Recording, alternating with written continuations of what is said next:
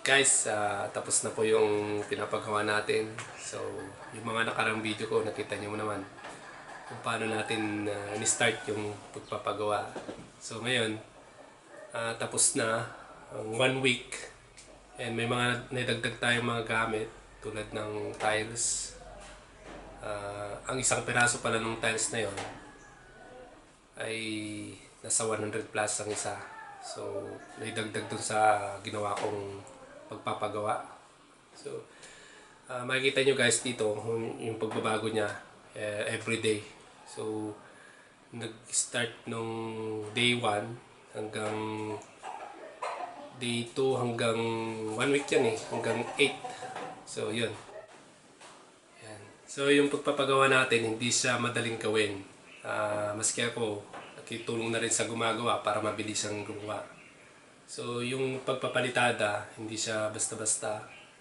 At kumbaga, yung mga gumagawa lang yun, yung mga talagang magagaling sa paggawa ng yung kanto-kanto niya. Makikita nyo guys kung paano nila ginawa. So, yun guys, salamat sa panonood sa video na to. At sa mga hindi pa nakapag-subscribe, mag-subscribe na. And thank you guys sa support lagi. Tingnan natin kung ano po yung nagawa. And salamat sa panonood.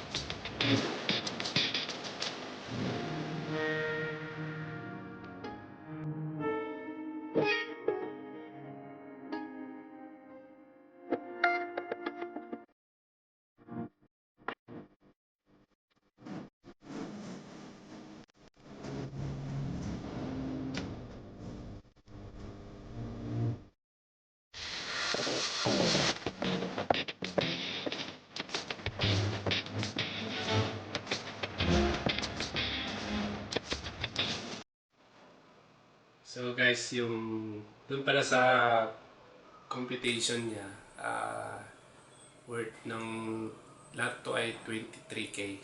Mahigit.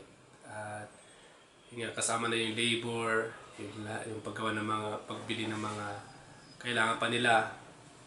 Kaya ng mga may pako, yung pako na ginagamit sa simento. Tapos may iba pang mga bagay na binili natin. So, total of nasa 23K. So, yun. Yun po yung mga nabili natin na dagdag. So yung pagpapagawa nito, talagang kung nagbabudget ka, maganda na rin yung tatlong skill.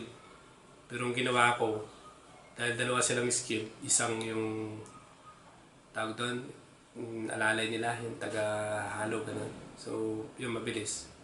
Tapos kung kinakailangan pa ng isa, siyempre, isipin na rin natin yung tayo, ng mas ah, makamura tayo or tutulo na lang tayo dahil mas maganda naman para naman mas mabilis yung paggawa nila.